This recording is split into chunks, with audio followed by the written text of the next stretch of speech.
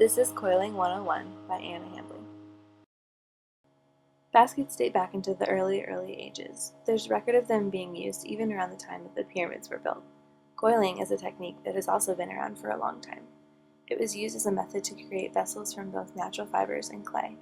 These vessels were used for gathering and catching food, storage, religious ceremonies, bartering, and many other types of things. Both clay and fiber coiling work in a similar way. They consist of a continuous spiral that works its way up and forms a vessel.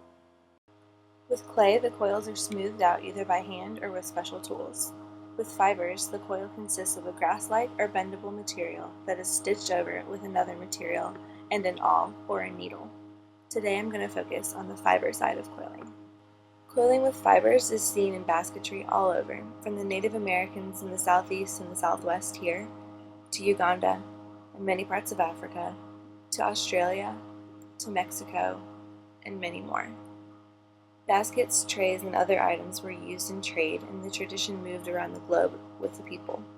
African slaves also brought their knowledge of coiling to America when brought over to work in rice fields. They utilized sweetgrass, which grows like crazy along the Carolina coast. These baskets are still commonly found in the southeast today as the tradition stays alive. So, in order to make a coiled basket, you'll need something to use as your base. You can use pine needles, hay, kudzu, any type of grass, or even sticks, although that takes more work. You can even use horsehair. In addition to that, you'll need something to wrap around this material. This can be regular string or twine. If you can thread a needle with it and securely wrap it around your inner material, it'll work.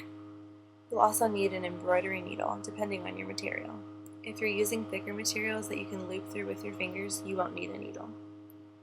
For this example, we'll use pine needles as the inner material and string as the outer.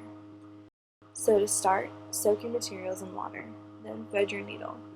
Grab a small bunch of needles, about 10 to 12 depending on your desired coil size, and wrap the end of the string around the end of the bunch.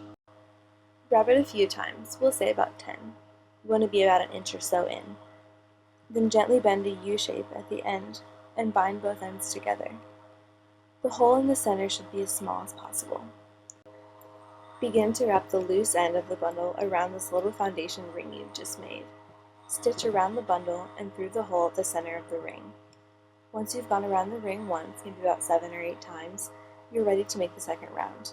For this one, you won't stitch through the center of the ring anymore. You'll go around the outside of the bundle and through the middle of the prior coil. Continue to do this as you go around. Keep making rows this way until your base is the desired size. You don't have to go through the actual material if you don't want. This is where variation comes in. Some people stitch in between rows, others vary their stitches for style. To start building up, layer your rows right on top of each other vertically. To make a bowl that increases in width, move your rows gradually towards the outside of the row before them. To add more needles, add the new ones directly inside of the old ones. Try to keep the amount consistent so that your coils don't vary too much in thickness. To finish, all you have to do is stop adding needles and keep wrapping until it tapers out and you've wrapped over the last bit of needles. There are a variety of stitches that are used in coiling. The variety in stitches as well as the coil placement adds to the variety in possibilities. The more you know, the more you can do. Happy coiling!